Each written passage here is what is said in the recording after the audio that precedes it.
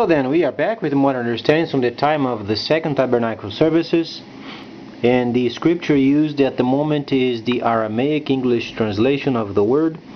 This translation comes from the original manuscripts of the prophets of Yahweh, then giving us the understanding of the time of the end, and then considering the segment of the prophecy from Yeshayahu, the 61st chapter, and also Matityahu the Levite, then the 24th chapter, we find ourselves then understanding the returning of the holy cities of the Messiah, and then the great transitional time of this end of this age. As we understand, we have roughly not even 20 years yet left until the expiration of the prophecy, where the Messiah then came down from Mount Gerizim after his transfiguration, and then he gave 2,000 years or 2 days of his time, and he explained then what would be the function of the Gentiles as they would spend their 2,000 years in the earth, and then later would come then the restoration. So then this time we find ourselves in Yeshayahu the 61st chapter, where we read the section of it regarding then the cities laid waste for many generations, and then we begin to understand the cities spoken of by Yeshayahu the prophet. It's not the vicinities of the city of Jerusalem, but then the holy tabernacles of the Messiah, where you find then the cities of Yahweh Yeshua. However, during the time of Yeshayahu, the people of the law of the time did not understand what he was talking about. And he was obviously explaining there would come a time where then would be a restoration period, and then Yahweh would establish his holy kingdom, and then people of his time did not understand his prophecies.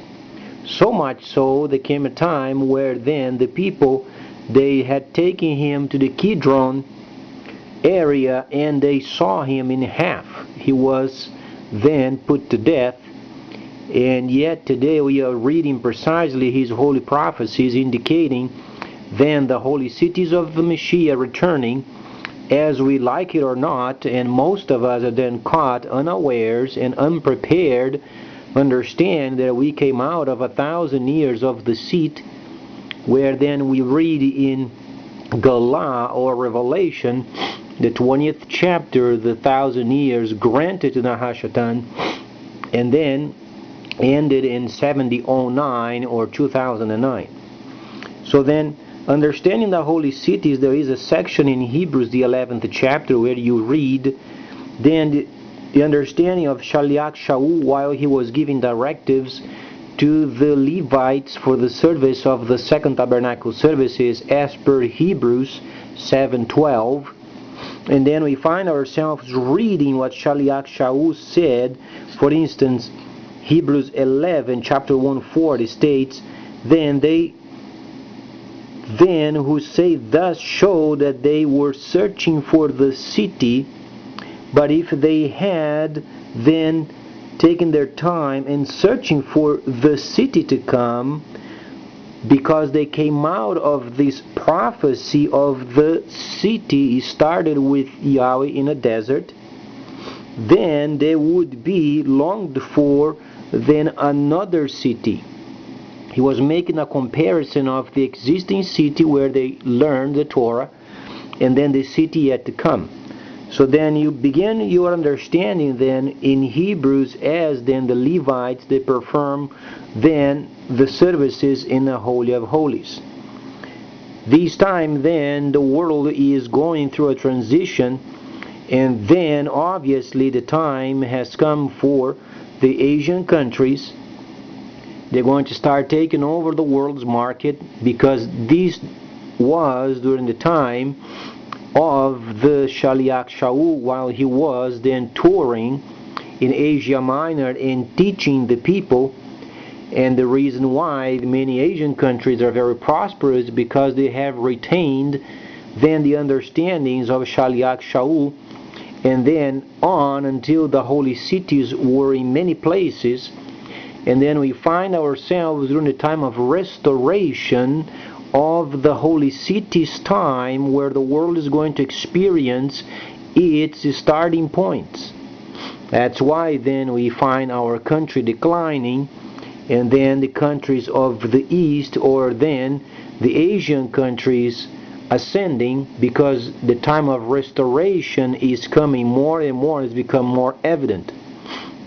As we understand also what Shaliach Shaul said in 2 Corinthians 11:4 regarding then those who were then receiving another Messiah, another gospel, then another spirit. And we understand the time of the seed. So then when you begin to read in the enlightenment of the Torah and what it means, you begin to understand Torah, then spring feast and autumn feast, they are related together in a single Megillah. So then people can begin to understand where the world is heading towards. And so far in this earth there is no salvation without the tabernacles, because the Messiah spoke of his tabernacles as himself being the vine, or the vine, and then the people symbolized as the branches linked with him via what his father had started. So no tabernacles, no salvation. That's why the time of the seat, where there is no salvation. That's why you find 1,000 years of the seat. And then the remnant spoken of in Yohanan and many other areas, you find then during the time of restoration, where the remnant of the tabernacles are going to be then reinstituted, salvation then granted once more until the end of the age.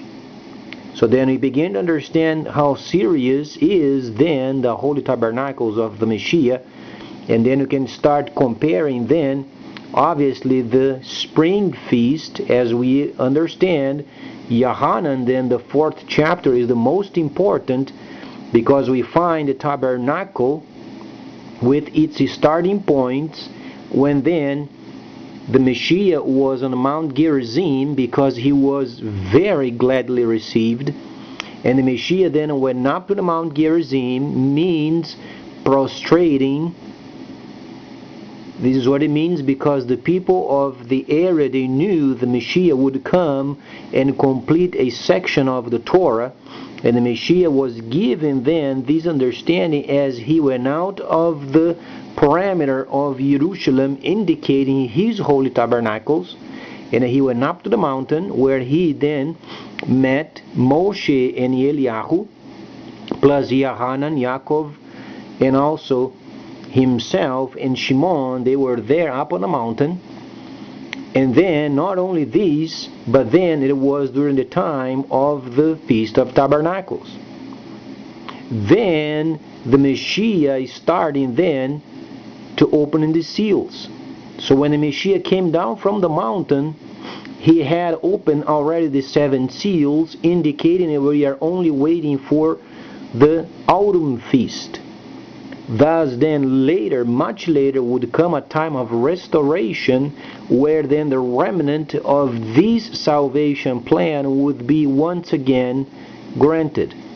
So then indicating the serious understanding of Yahweh and his holy salvation granted to his people, and also to those who are then trusting and loyal to the Messiah. So then we understand the time of restoration is then coming, and the first holy city then in the land of Cush. As we understand, then the Messiah is going to establish his holy tabernacle, and then the Ishmaelites, or then the lineage of the Ishmaelic lineage from Abraham, are going to be joined up in the family, and later they're going to help, obviously, to build the 3rd temple. So many exciting situations. Then completion of Zechariah the prophet, where we find in the 8th chapter, the 12th chapter, sections of Daniel, sections also of Ezekiel, where then we begin our quest understanding the scripture for what they are.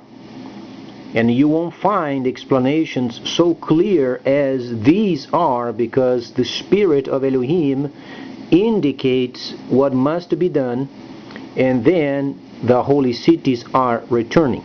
So please stay tuned, much more coming up.